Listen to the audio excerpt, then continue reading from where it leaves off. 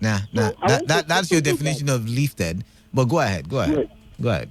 So I want to tell you that there are prayers that you pray secretly, most especially when you are alone. You don't need to shout. And that is the meaning or interpretation to that teaching that Jesus Christ said, you want to pray, you go into your closet, then you close your door, not church. Because there is no way you will close door in the church and say you are praying. Now, Like did you remember when God made a reference to the woman who was in the sanctuary who came and gave a silent prayer, and then she made it in reference to the Pharisees and the Sadducees? You want to talk about interpretation of the word? Let's do that now. Now, you remember when he said that our prayer was potent than the people who pray outwardly for the rest of the world to see? You remember Daniel in the Bible who had to pray. He prayed in it, and his prayer was more effective than even when all the prophets were there, because it was when he prayed in his closet he was able to see the vision that has been written about the people while they were before they entered captivity. So go ahead, let's talk about prayer. Yeah. Did you read that Bible very well? I read the Bible very well, of course. Daniel opened his window and he made the prayer. Even his persecutors, they had him before they now went back to the king. Oh my God! I reported him to king. No. That the person you ask not to pray. Yeah. Anyways, let's not delve into that. So what I am saying, SS, is that of a truth, I don't like it. But our nature in this side of a part of the world. Imagine a wife. You have a wife or an husband who is snoring, very serious one, and you sleep, and you are sleeping with such person on the same bed. That's also noise pollution.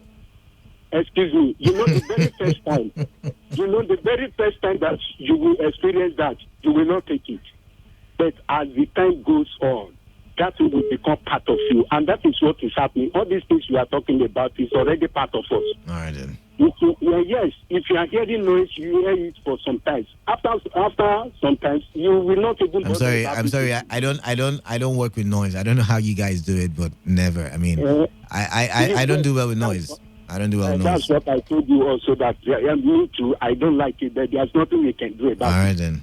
For the other person that says we have been praying, it's as if we are not praying. You should shun that, because if not because of our prayers, this country will have been tumbled by this time.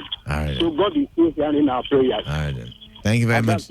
Thank you very much for calling in. Thank you very much for calling in there. Last caller for this morning, 95.1 FM. Yeah, good day, Mr. John. Mr. John, welcome back. Mr. John, welcome back. Yes, all we need is just a legislation from the House of Assembly. All right then.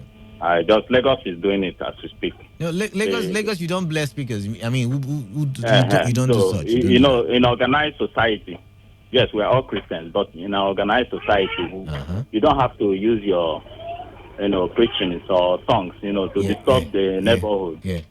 You keep your speaker right inside your church. Nobody is saying that church should not pray or do their program, but don't use it to disturb others. We're all human, just like you said earlier. You have to come to work this morning and look at what the started blazing last night. How can such a person concentrate? And you come to your work and do well. It's not good. They say I have a demon. They say Mr. John. Now somebody is saying you have a demon. Imagine that kind of reasoning. Yeah. That's to tell you how low our reasoning is in this part of the world. But notwithstanding, those in government should know better. Right. There should be a legislation, even a task force, to go around to ensure that I'm telling you, I'm a mobile court. All right then. Yes, all churches that keep their speakers outside should take it in. And again, it should not. It's just that our cities are not well planned. There should be designated areas for churches. All right then. Don't just come in the middle of two houses and cite your church. It's wrong. All right. It's just that we didn't plan our society very well. But then, people should have at least some sense of, reasoning when they are doing things. Understand that people are living around them. Thank you very much. Thank you very much for calling in.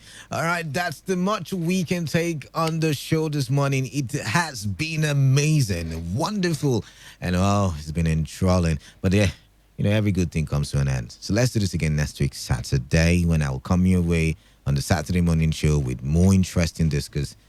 But for now, stay tuned. The news is coming up at 12. I am Canada. Whether it's happening in Port Harcourt, South, Nigeria, or around the world, we've got you covered. On air, online, delivering balanced news and unbiased analysis. Today, 95.1 FM. This is Today, 95.1 FM, Port Harcourt. News.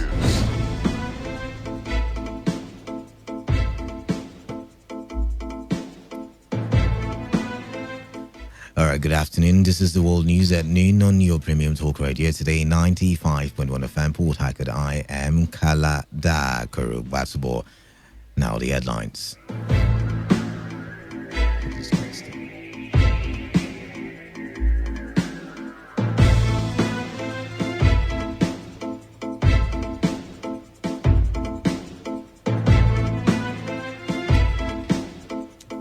President Muhammadu Buhari commends Doctors Without Borders for their sacrifice to Nigerians. President Muhammadu Buhari's daughter denies imprisoning a trader for using a whole telephone line. Alleged serial killer Gracious David West disowns confessional statements made during detention at FSAS. On the foreign scene, South Korea records new cases of new coronavirus. Now, the news in details.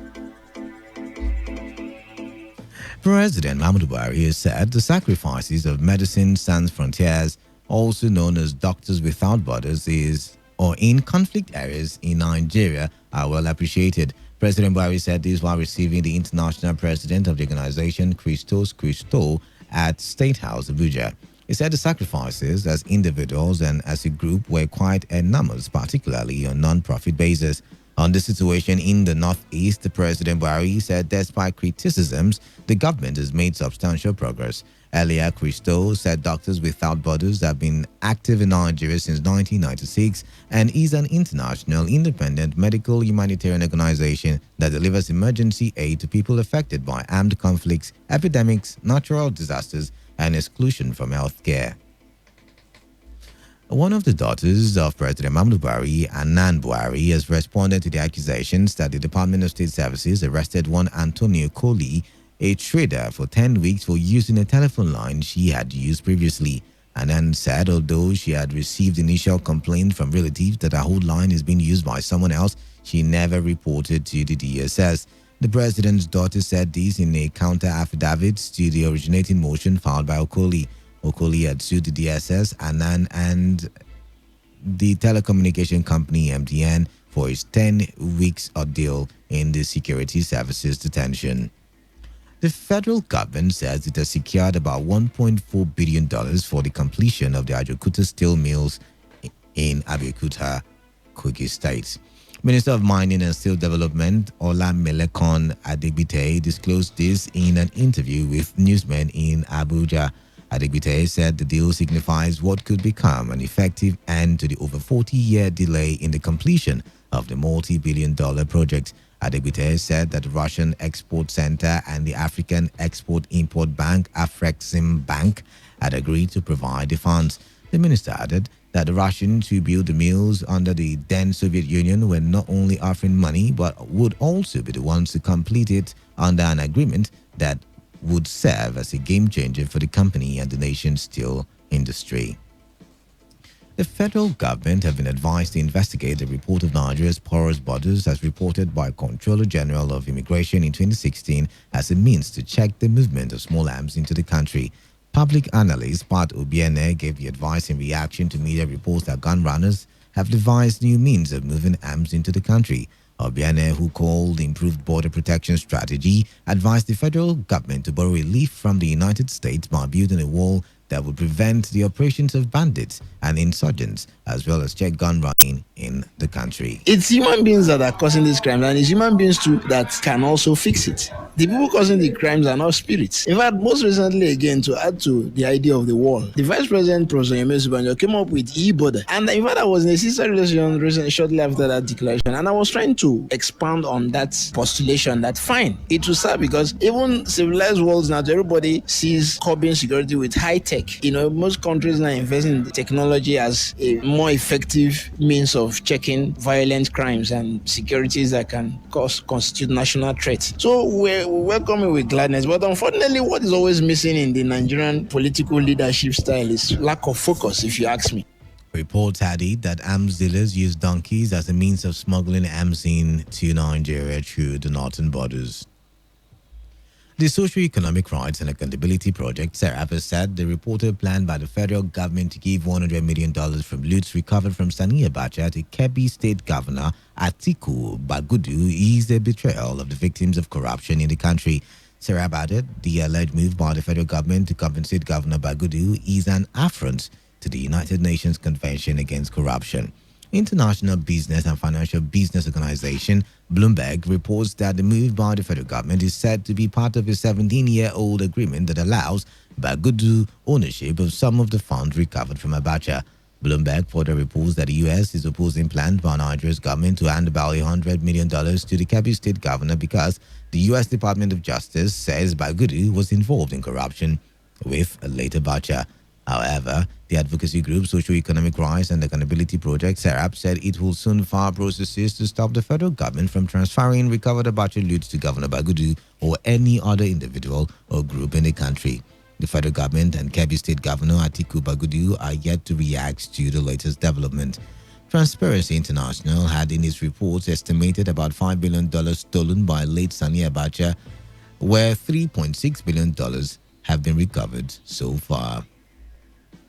The People's Democratic Party, PDP, has reinstated its call for the arrest of the national chairman of the All Progressives Congress, Adams Oshomole, for allegedly inciting the attack on Justice Mary Odili over the Supreme Court's judgment on the Bayelsa state governorship election.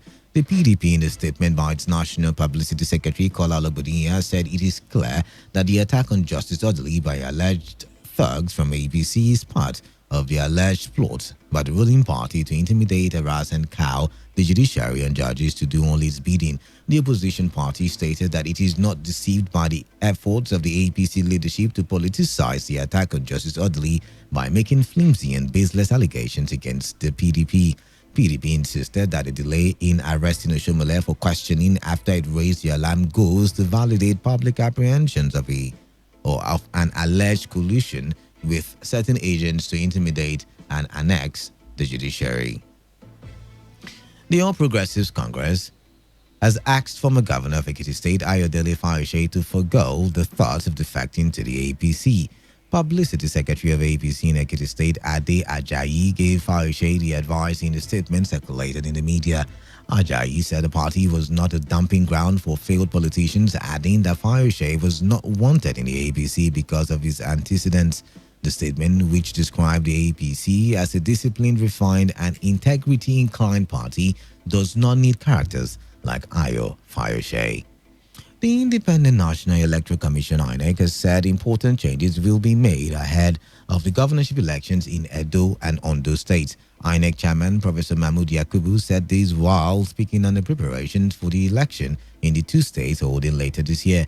Yakubu said the commission will pay particular attention to how electoral materials will be deployed with the collaboration of security agencies to pave way for a hitch-free process. Due diligence in the screening of their candidates, resulting in protracted litigations and eventual determination of the outcome of elections by orders of court. Party primaries for the democratic election and nomination of candidates for the governorship election in Edo must be held from the 2nd to the 27th of June 2020. For Ondo, the 2nd to 25th July 2020. The Commission will not extend the dates. We will also vigorously monitor the primaries and, when necessary, apply sanctions as provided by law. Ahead of the Edo and Ondo governorship elections, critical changes will be introduced to strengthen our processes and procedures. Similarly, the Commission, jointly with the security agencies, is reviewing deployment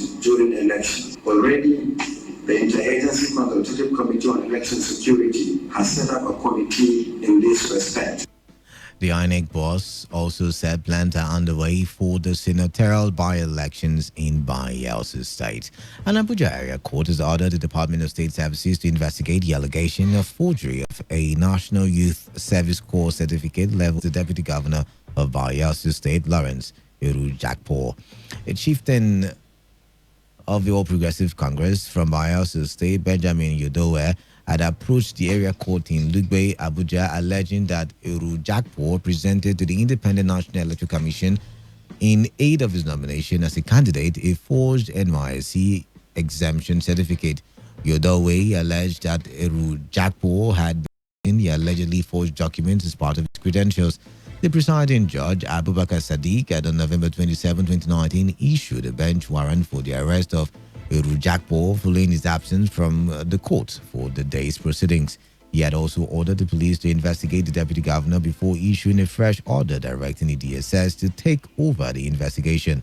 Eru Jakpo of the People's Democratic Party was until swearing in as the Bayelsa State Deputy Governor on February 14, 2020, the senator representing Bayelsa West Senatorial District.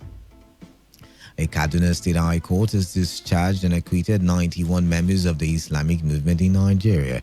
The presiding judge, Justice Ajaratu Gwada, acquitted the defendants of the charges filed against them by the state government in his judgment delivered yesterday. The freed members of the Shine Group were arrested during a clash with soldiers in Zaria in December 2015. They were arraigned on 5 counts of criminal conspiracy, unlawful assembly, culpable homicide, disturbance of public peace, and causing grievous hurts. During their trial, the defense counsel had filed a no-case submission before the court on the grounds that his clients were innocent. He also stressed that the state government had failed to prove its allegations against them beyond a reasonable doubt. Given his judgment, Justice Gwada struck out all the charges filed against the IMN members and acquitted them. In its reaction, the state government rejected the judgment, which it described as erroneous, and promised to appeal against it. You're listening to the World News at noon on Today 95.1 FM, Voice of the People. This break, more news, foreign and sports stories. Stay tuned. Every day, every hour, when the big stories break, depend on our 24-hour news team to bring you the latest. Today, 95.1 FM. 95.1 FM, Voice of the People. And we're back.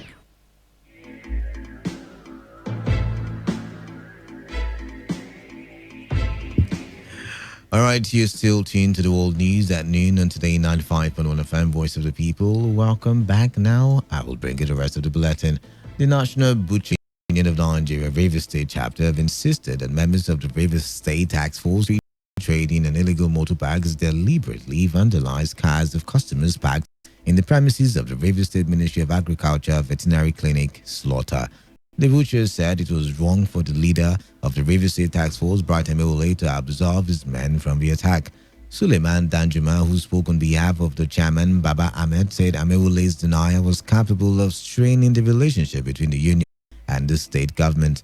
Danjuma, who advised victims of the vandalism in peaceful, said the incident has been reported to the security agencies. As a people that have been living in this Transamadi slaughter for almost 40 years, we have created a conducive atmosphere where our society, that is the Hausa community and Yoruba community and other people that are living in the slaughter, have a good relationship with Rivers people. Calling on the security agencies to keep their eyes down and look at what happened and draw everybody's attention, because the response from the head of the task force, which is Brata Mihuli, is very, very unfortunate, because we expect him as a leader, when that thing happens, to come there to the scene and see what happens. You must know that in a what they call abattoir, there must be a parking place. The staff of the Ministry of Veterinary Clinic must park their cars, and that place, by the God grace, is a veterinary clinic. It's not a motor park.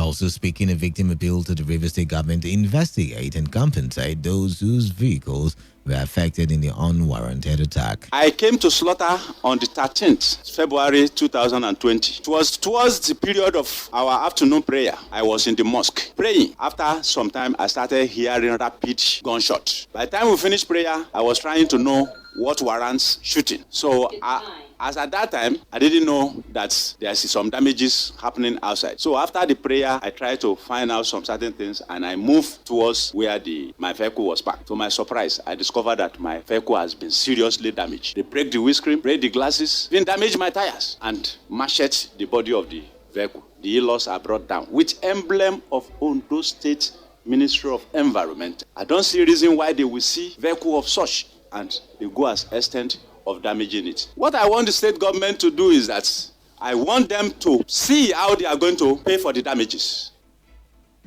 Reports say members of the River State Task Force on illegal motor parks and street trading, in the guise of now their responsibility, vandalized dozens of vehicles in the River State Ministry of Agriculture Veterinary Clinic, slaughter, an allegation that has been denied by the leader of the task force, Bright Amewule. Chairman of Ikore Local Government Council in River State, Samuel Wanosike, has denied instigating the arrest of one Ekele in Ubima and a lawyer, Geoffrey Ikechi. The Onawa family had in a civil assault message alleged that Ekele and Ikechi were arrested by the police and transferred to Abuja in relation to tussle over who emerges as the CLO of the Omuwume and Omuki families. The family accused Wanosike of working hand in gloves with one Dandison Onoa of the same community to carry out the arrest. When contacted, the Ikore LGA chairman said he has no hand in the controversies among the families, just as he called on the Inspector General of Police to invite his accusers to prove the allegation against him.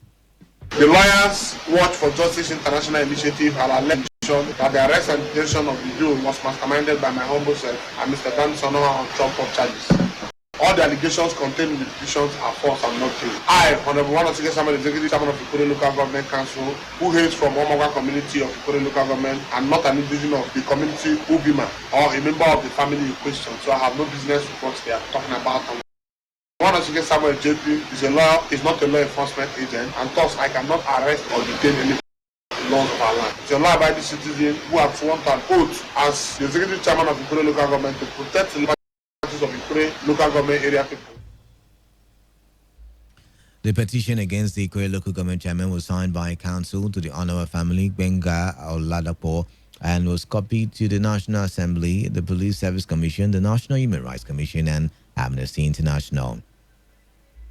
The new acting managing director of the Niger Delta Development Commission, NDDC, Professor Keme Ponde, has pledged to make a radical change in the activities of the commission to enhance its service delivery.